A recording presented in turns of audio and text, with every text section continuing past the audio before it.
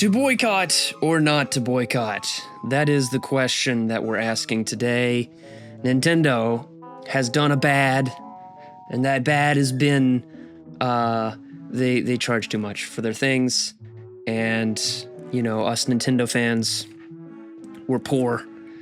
Not necessarily. That was a joke. We're not all poor. Some of us are poor. I'm poor personally. I'll just go ahead and throw that out there. Put myself under the bus for everyone. I am poor, and that's why I'm complaining about it. So here it is. So the Switch 2 pre-orders happened recently, and people bought the Switch 2. They sold out pretty quickly of the Switch 2, which is actually not surprising. By the way, I have my orange cat here as usual. He seems to like sitting on my lap while I record, so if you would like more orange cat content, let me know. If you would like me to kick him off, also let me know. But if you hear some ambient purring in the background, that's what that is. Man, your breath stank. Stop looking at me. Anyway, talking about Switch 2 sales. They sold out of pre-orders, which is not surprising. Now, I want to explain myself, because I did make a whole video about like why the Switch 2 is going to fail. I think the Switch 2 is going to fail ultimately. I think immediately, like, yeah, there's going to be the nerds that buy it, and there's going to be all the journalists and people that are doing reviews and the, you know, hyper Nintendo fans that buy everything that Nintendo, like the people that buy, like when Nintendo puts out like a new Switch edition, like the Zelda edition of the Switch, and people buy another one, like they already have a Switch, but they're buying another one. Those are the kinds of people that are buying Switch 2 right now. And you know, if you bought a Switch 2, I'm not mad. My honest prediction is that the Switch 2 will sell well initially, and then it will probably taper off after all the immediate hype has died down, and eventually it'll still probably sell okay, but I don't think it will sell quite as good as Switch 1, personally. The question here, because that's the thing, right? We're here to discuss whether or not this boycott thing should happen. So let's just start with the don't boycott path. Because to be fair, people are excited about the new Switch console and the new games, especially like Mario Kart. A lot of people are excited about Donkey Kong. I'm going to make like the argument for not boycotting the Switch 2, and then we're going to look at the argument for boycotting the Switch 2, and then we're going to talk about where I stand and, you know, what I think might actually happen. So on the side of not boycotting, like, it's just, you're a fan of Nintendo. You want to play the new games. You're excited. The Switch 2 is an investment. So yes, it's a high initial entry fee to buy a new console. Anytime a console comes out, it's a higher price than the last time usually. And then, but that's a one-time fee. You pay that one time, and then you buy games which are not as expensive after. However, this time it's a little different because, you know, games are close to $100. That's a little bit off-putting for some, but we'll get to the boycott argument later. So really, the people who don't want to boycott Nintendo are the people who are Nintendo fanboys, which, by the way, I would consider myself basically a Nintendo fanboy. I am not like a Nintendo apologist. I do not defend everything that Nintendo does. I think they make some really dumb decisions sometimes, charging outrageous prices being one of them. But yeah, that's kind of the case for not boycotting. And also, like, you know, the assumption is that you're in a good financial position and you're able to accept higher prices going forward, because again, it's an investment. You're not just getting this, you're not just laying down this fat stack of cash one time. You're gonna lay out like a fifth of that fat stack of cash every time you want to go buy a new game. So, you know, don't boycott because you're really excited and you want to have fun and you want to play the new games and you want to join the conversation. Cool. That's on favor of the don't boycott thing, which I think is fine and valid, and people can get the Switch 2 if they want. I don't care. We'll get to what I think later, but on the do boycott side, the idea is that you're going to force Nintendo into lowering prices because that's what boycotts do. You boycott something when you don't like what the company is doing, and you force them to listen to you about what the thing is that you don't like.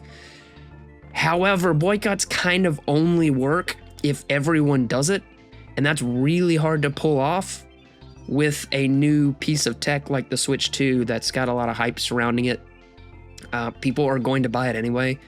At least some subsect of people are still going to buy it. So the people who are in favor of boycotting, they're obviously okay with not having the new piece of tech and the new games immediately when they come out. And maybe these people would argue maybe it's time to play old games. Maybe it's time to, play the games that are on your backlog, that you bought, that are on your shelf that you just haven't played. I personally am not one of those people. I buy books that way. I buy books and then let them sit on my bookshelf. And there's still books on my bookshelf that I haven't read. I'm slowly getting through them. But when it comes to games, I go buy a game and then I come home and I play it. And I do not buy more games than I can actually play. So I don't know, maybe that's just how I am. Maybe most people don't have that problem. But if other people have that problem and they have a lot of games, then that's a good problem for them to remedy at a time like this where they can just play their backlog.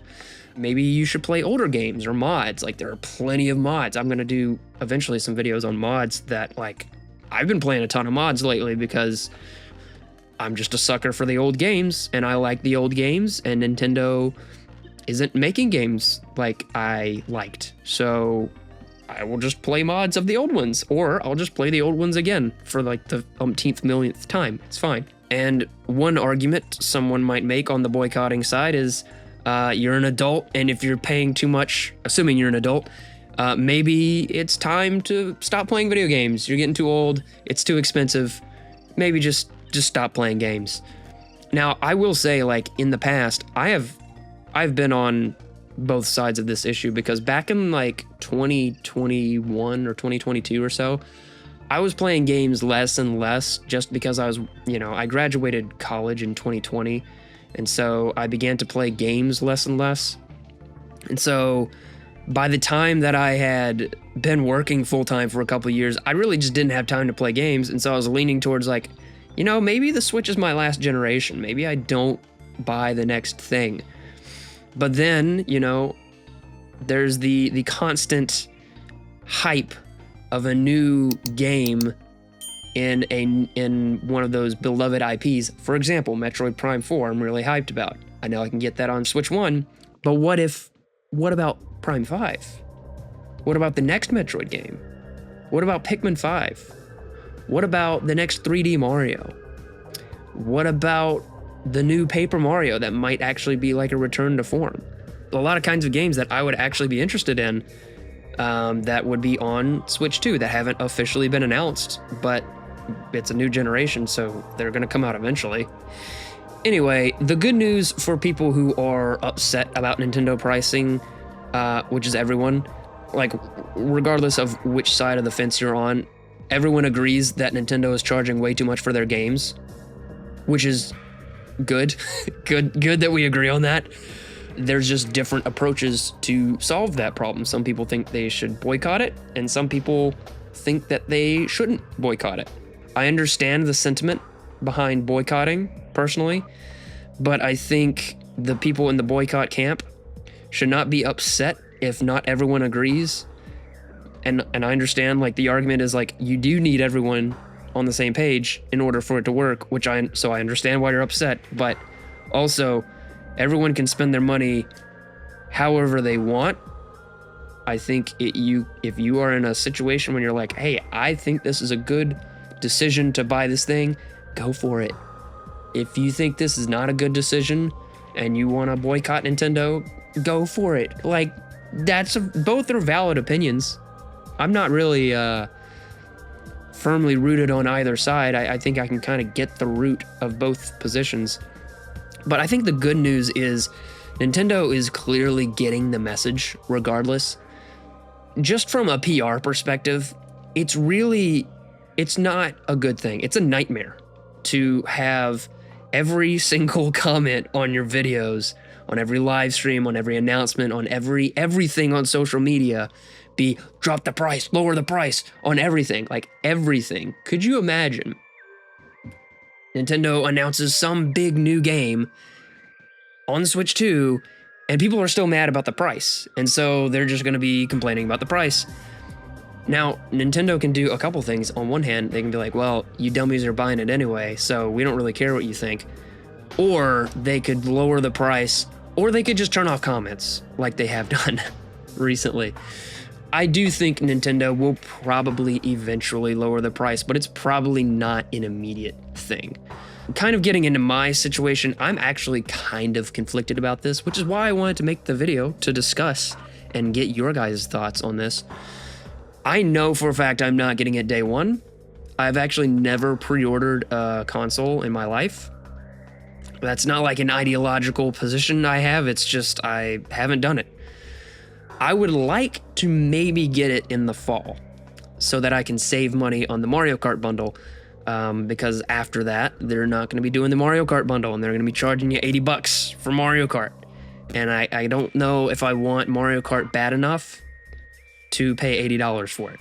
So that's why I'm leaning towards maybe getting it in the fall.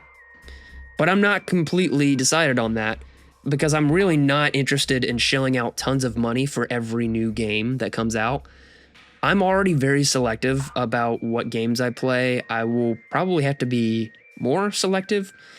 I could also buy it later if a price drop happens and catch up on those games like in a few years. Just I kind of miss out on the initial hype of the games, which is fine. You know, it's the YouTube thumbnails. That's what really gets me, is I can't go on YouTube without spoilers. And, you know, spoilers are not fun, but, you know, they don't ruin the games. I've got plenty of spoilers for Tears of the Kingdom. I haven't finished that game still, but at this point, I'm like, I don't care. I'm not going to hide from spoilers 2 years in. I personally don't think that Nintendo will do any sudden price drops. I think Nintendo will probably try to get away with this as long as they can, which is the argument for boycotting it. I kind of like, I get that position a little bit more, because Nintendo's just gonna, if they're making money off of it, why would they not make money off of it? I'm also, you know, I don't want to, you know, whine about my life. I joke about being broke. I'm not literally broke, but I am not in the greatest financial position, and the broader economic uncertainty makes financial planning difficult for the future, just in general across all areas. And entertainment is one of them, but entertainment is frankly lower on the chain of priorities. I prioritize the things that I need to live, and then the games are kind of like, I don't know, they're like 7th or 8th on the totem pole of priorities financially. So that's why I'm not pre-ordering or immediately hopping on the hype train for Switch 2. Even though I am interested, it's also kind of an impasse for this channel, ironically. So I did my first like burst of videos that I wanted to do on all the Switch 2 hype that's, you know, been announced for you know, for the games that have been announced and all the hype surrounding that. So I could, if I get the Switch 2, I could continue riding that hype train and continue doing relevant current Nintendo stuff, or I could lean into like retrospective type stuff and talk about the games that I grew up with, like the GameCube games that, you know, the whole brand is, you know, GameCube, whatever.